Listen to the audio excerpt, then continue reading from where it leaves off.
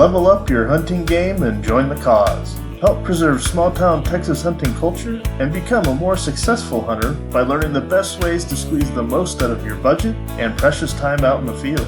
Welcome to the Feed Bandit Podcast. Here are your resident bandits, Richard Kinchlow and Jimmy Byrne.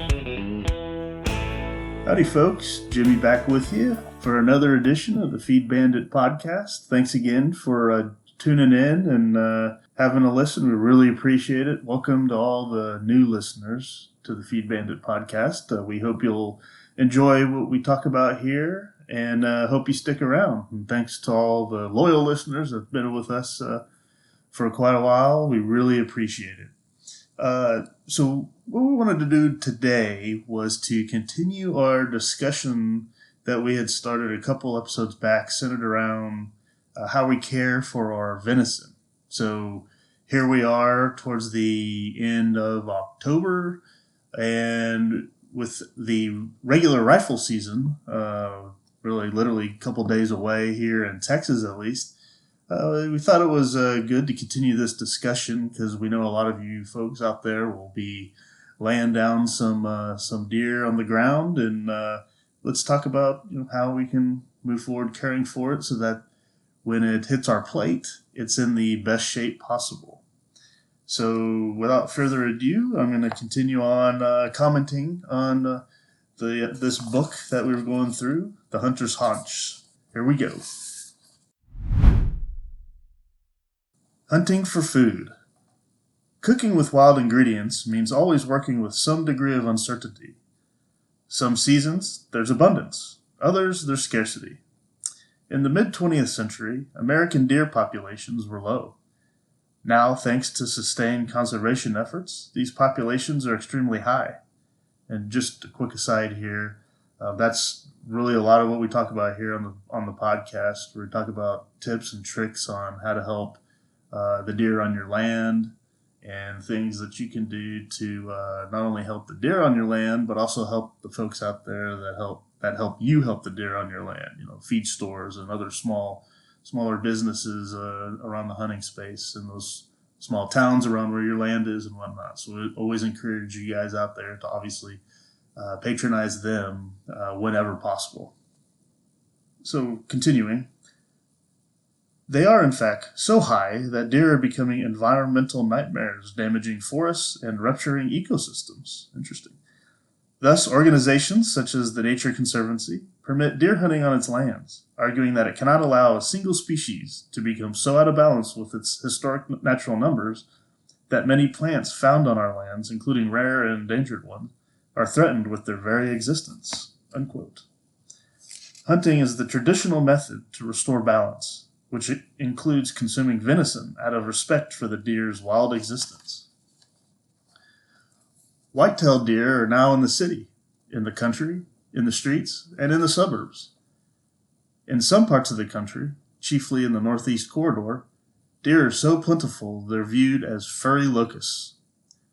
Tame, they feast on forsythia and decorative trees, and they don't run away from cars.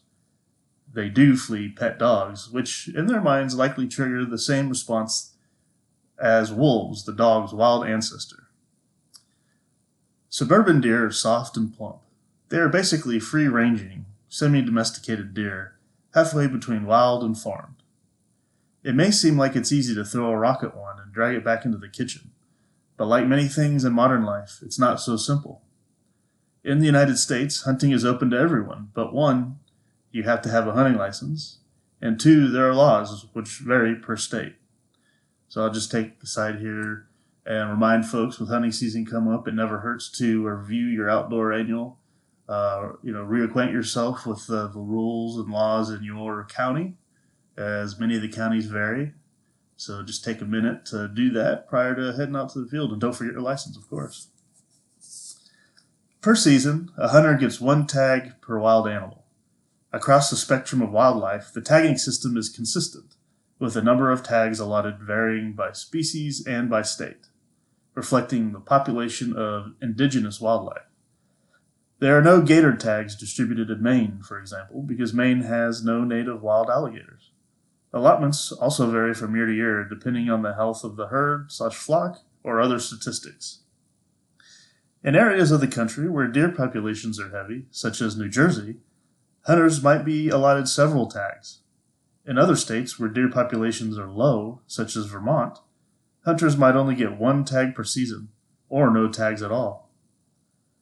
A tag sets the legal limit per hunter that season. Applying for and receiving a deer tag, which comes with a fee, is no guarantee that the hunter will ever see a buck that year. Some seasons, even experienced deer hunters might wind up with no venison in their freezer. But regardless of whether a hunter in the United States has filled one tag or 10, that venison can be consumed at home or given to friends, but may not be sold. By contrast, in the United States, most of the world, it is legal to sell venison from deer raised on deer farms. Though farm deer are raised under human management, they are frequently and confusingly called wild venison on upscaled menus and packaging labels. In this country, there's an easy way to tell if your venison comes from a semi-domesticated deer that grew up with fences. If cash money bought it and there was a receipt, the venison came from a deer farm. This is also true of packaged venison carried by large chain stores in the United Kingdom, such as Waitrose or Sainsbury's, where shoppers expect to find venison next to beef, chicken, and pork in the meat section. In order to make farm venison more consumer-friendly, the deer farm industry is striving to establish a rating system that helps ensure consistency. This kind of product conformity is very helpful to chefs because it means they will know what to expect. Industry standards means that a venison steak purchased this week will be the same in taste, texture, and consistency as a venison steak purchased next week, next month, and next year. Standardization ensures predictability. What this boils down to is that the difference between wild versus farm venison is ultimately about a relationship. The first, wild, is a relationship between the hunter and the quarry. The second, farmed, is a relationship between the consumer and the meat. The hunter-quarry relationship conserves the possibility that the human may go hungry. The consumer-meat relationship takes the worry away and provides a money-back guarantee. This security not only turns the deer into a cow, it transforms the human into a shopper, a vehicle for making money move around quickly. We are all consumers now, but some consumers are also hunters.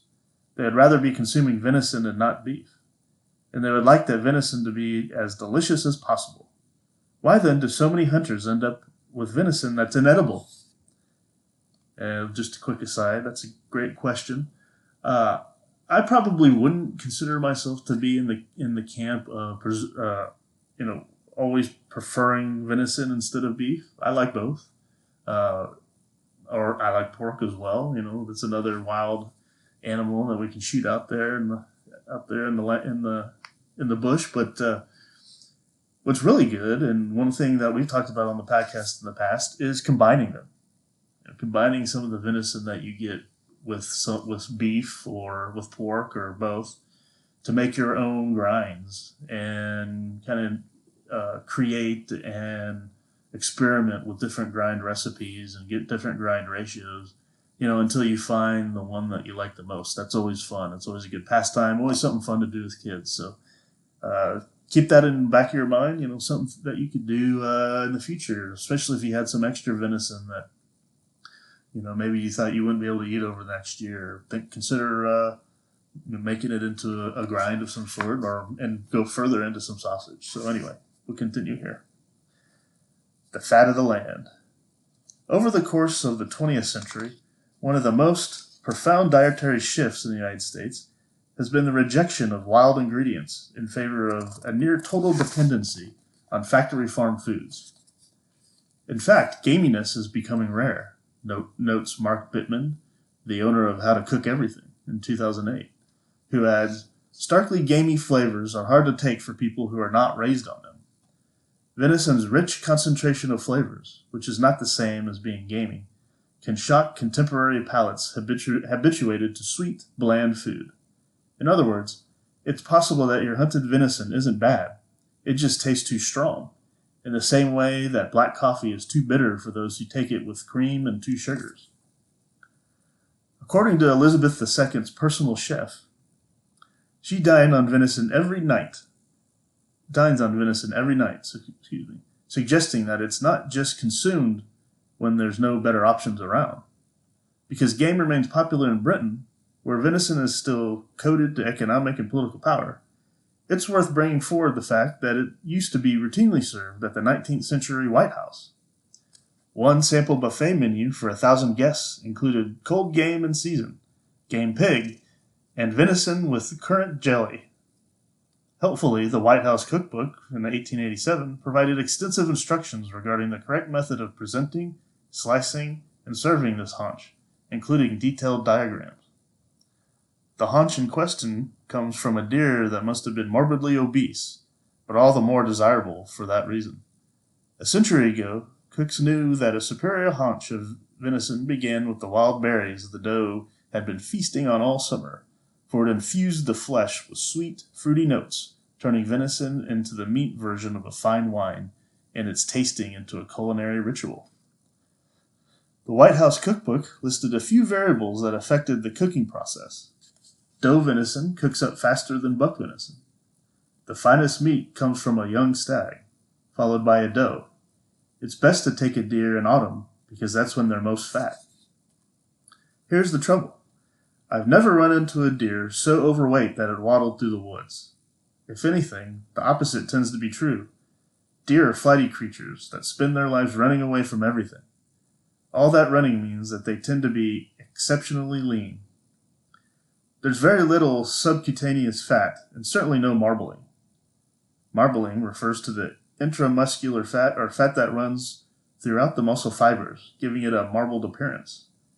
Cuts that have the most marbling are the most desirable, as fat imparts flavor. By starting out fattier, a marbled cut tends to maintain tenderness while cooking. It's the fact that it doesn't dry out as easily that prompts cooks to associate marbling with tenderness. Crucially, marbling is genetic, not a function of overeating, and can vary greatly among breeds. Hence, Wagyu cows, which make Kobe beef, are prized for the exceptionally concentrated marbling of their meat and the nutritional value of their fat. By contrast, lifelong overeating resulting in obesity produces layers of fat beneath the skin, subcutaneous or fluffy fat, and around the organs, hard fat or suet. The bottom line is that fat isn't just fat. It's a metabolic substance vital to good nutrition. Without it, we cannot assimilate certain vitamins. So it's added to a lot of packaged food, but largely missing from game. With the exception of wild mammals that hibernate, such as bears, dormice, and groundhogs, or those that live in exceptionally cold climates, such as polar bears and seals, a lack of subcutaneous fat characterizes wild animals in general. Wild pigs are dry compared to their domesticated counterparts, and wild rabbits are so lean that humans forced to survive on them will die of a form of malnutrition called rabbit starvation, the food equivalent of dying of thirst while gulping down gallons of salt water. Rabbit starvation has plagued early American colonists, who eventually figured out that they'd suffer badly and even died from malnutrition without a reliable source of animal fat to supplement their diet. Centuries later, scientists discovered the cause of the seeming paradox of eating so much game meat that you starve to death. It's because rabbits, hares, and other members of the Leporidae family are nearly pure protein. Too much protein will overload the capacity of human kidneys and liver to process urea and amino acids. Sufferers quickly began to display the dismal symptoms of food deprivation: distended belly, diarrhea, constant hunger, and fatigue. Yet the immediate solution to rabbit starvation is also very simple. In Never Cry Wolf, wildlife biologist Farley Mowat noted that his decision to survive in the wild by exclusively eating wild meat, in this case field mice, made him feel progressively worse until he figured out he had to eat the entire mouse, including guts, skin, and eyeballs, thereby obtaining essential fatty acids and other nutrients absent from the muscle itself, but abundantly present in fat. If Mowat had consulted cookbooks written before 1900, he might have saved himself some trips to the latrine. Cookbooks used to routinely recommend cracking bones for marrow and tenderly slicing up the brains. Classic recipes for hare nearly always included the kidneys, the heart, and the liver, all chopped up and served in a delightful blood sauce. Under ordinary circumstances, these innards are so tiny that it hardly seems worth the bother to saute them. The culinary tradition can seem baffling, but we now know that it reflected practical considerations that went far beyond Yankee frugality. The pinnacle of haute cuisine is still riz de veau, calf sweetbreads, thymus, pancreas, and lymph nodes, and foie gras, goose liver, for these organs enjoy high concentrations of fat. It now seems obvious that these rich sauces weren't just for flavor.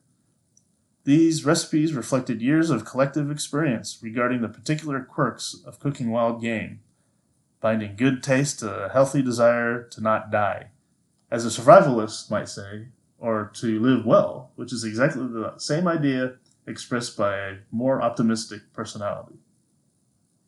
So just an aside here, this is a very interesting part of the book. Only in the last probably 2, maybe 3 years have I actually started to eat more of the organs of the deer, like the liver and especially the heart, beyond just the standard ham, shoulders, back straps, loins, tenderloins, etc. And I will say that if you happen to be one of those folks out there that does the same and hasn't yet tried the some of the organs, especially the heart, as I say, you're missing out. The heart, in my opinion, when cooked properly, which is not very hard at all, we actually have a recipe at feedbandit.com about how to cook a heart, or feedbandit.com/heart. Go on there, check that out. It is my favorite cut of any deer. It is absolutely amazing. So next time you shoot a deer, as long as you don't, if you don't shoot the vitals and it doesn't destroy the heart, get in there. It's a little work, but get in there, keep that heart, check out that recipe. You will not be disappointed. I know it may seem kind of weird at first. Even hell, a lot of my buddies are kind of, I don't know if it's squeamish or they're afraid to try it. Even the Corn Bandit here, he's finally agreed to try it when next time I cook it, but he's a little squeamish on it. So, but yeah, keep the heart for sure. Very good. Continuing. From a culinary perspective, the value of fat cannot be overstated. Thus, on the one hand, it makes sense that the White House cookbook recommended that venison be served on warm plates and the haunch kept in chafing dishes in order to keep its fat loose and translucent. This advice is sound. As soon as venison starts to cool, it dries out and stiffens far more quickly than other red meats. On the other hand, it's mystifying that the White House's head chef found himself facing a haunch of venison so fatty that it was like mutton. The rind of a domestic sheep's hind leg can be several thumbs thick with fat. For this reason, a leg of lamb is lovely when roasted, yet hunter after hunter will attest that venison from a white-tailed deer has hardly any fat at all. Rabbit starvation isn't limited to rabbits, but extends to any diet that relies too exclusively on game as a staple. Unhelpfully, it is also the case that 20th century game cookbooks invariably instruct cooks to start by ruthlessly trimming their venison, insisting that even the tiniest hint of external fat will impart an offensive flavor to the dish. So which is it? Is venison fat tasty or terrible? Is there a lot of it or hardly any? Perhaps 150 years ago, herds of deer were living off the cornucopia of the land and becoming roly-poly as a result. Have the tables since turned? And now we're the ones waddling through the woods, searching for a skinny deer for supper? So I puzzled, I researched, I cooked, and as I learned more about hunting and cooking wild animals, the answer became clear. The haunch of venison served at the White House was not from a wild deer. It almost certainly came from a semi-domesticated deer raised in a deer park. Up through the Industrial Revolution, wealthy nobles in Europe, the United Kingdom, and Asia kept private deer parks to supply their dinner tables. That arrangement appealed to parvenu Americans who emulated it. The outlines of deer parks can still be found in older residential communities in the United States, chiefly in New England, though they've fallen completely out of use for the purposes of keeping managed herds of deer. Its most recent permutation is the commercial deer farm, which is a similar operation, with one major difference. It is not private, but tied to the demands of the marketplace. Globally speaking, the largest deer farms are located in New Zealand, which is also known for its sheep industry. Deer farms shield semi-domesticated deer from predators and often feed them with grain. The deer no longer need to forage for browse or fear getting run over by cars. They can become quite plump, and their fat is mild and sweet because the sedentary lifestyle directly affects the flavor. Perhaps more importantly, however, these conditions guarantee a tasty haunch of venison by the end of the day. This predictability is desirable when serving 1,000 important guests who are seated at a formal table and reading elegant menus printed with the words, "venison with currant jelly." But for many hunters, this guarantee means that this meat isn't venison. Philosophically speaking, it's beef. The animal may be a deer, but the human management of its daily routine has turned it into a cow. From the hunter's perspective, farm-raised deer and wild deer might as well be unrelated species. Same go in the kitchen, meaning that cooks must begin by knowing which kind of venison they're trimming. Why is farm venison so different from wild venison? Among other things, farm meat comes with a label. Wild meat doesn't. In the grocery store, cooks begin by deciding the protein they wish to serve for supper. That is, meat, fish, poultry, or soybeans, and then determine which cut, filet mignon, fish sticks, chicken breast, extra firm tofu, etc., they can afford. It's not the genus, but the price per pound that shapes cooking decisions. The antithesis of farm meat, wild venison, presents a challenge because consumers aren't used to thinking about the biography of their food. When meat is farmed, pre-slaughtered, pre-butchered, and sold pre-wrapped, it is cut off from its personal history as an individual animal, as well as its inherited legacy as a member of a group that has lived with humans for centuries. Whether livestock or pet, all domesticated animals, vegetables, grains, fruits, etc., have been profoundly manipulated to serve human needs. Consider the chicken, Gallus domesticus, a domesticated creature that comes in an astonishing variety of breeds. Humans eat a lot of these birds. According to the Food and Agricultural Organization of the United Nations, in 2009, the world consumed approximately 92.9 million tons of poultry. The chicken is expected to cook up a certain way.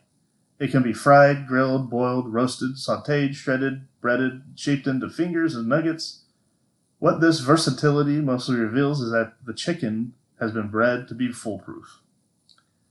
The perfect recipe for roast chicken is by Chef Thomas Keller, who acquires one farm-raised chicken, a bit of butter, and a dash of Dijon mustard if you like. The genius of this recipe resides in the instructions that follow: rinse the chicken, then dry it very well with paper towels inside and out. No basting, no fussing, while it roasts serenely for 50 or 60 minutes. Then take it out and let it rest for 15 minutes before carving. Dry high heat plus internal fat equal the perfect roast chicken. The recipe works because certain realities about the chicken are baked into the bird. There are layer hens for eggs, roosters for breeding, and fancy chickens kept as pets. But the kind that gets fried is a broiler chicken, bred for millennia to be docile and delicious. The fact that your particular hen might be farm-raised and eating bugs, worms, and seeds as it ranges over grassy fields doesn't fundamentally alter approximately 8,000 years of selective breeding for two specific qualities: to appeal to the human palate and to reach maturity quickly. Domesticated chickens are plump with fat. Even the skinny specimens are several orders of magnitude fattier than that wild progenitor of domesticated chickens, the red jungle fowl, Gallus.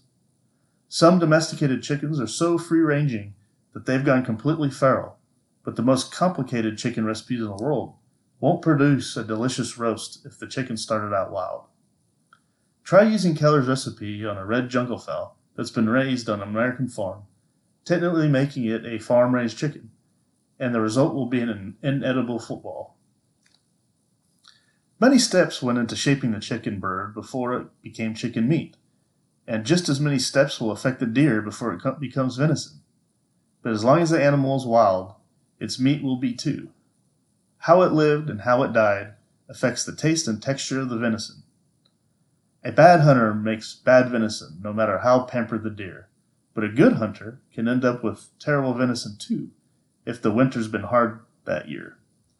For these reasons and more, wild meat is more complex than meat bought at the store, where every inch of the animal's life and death has been under human control.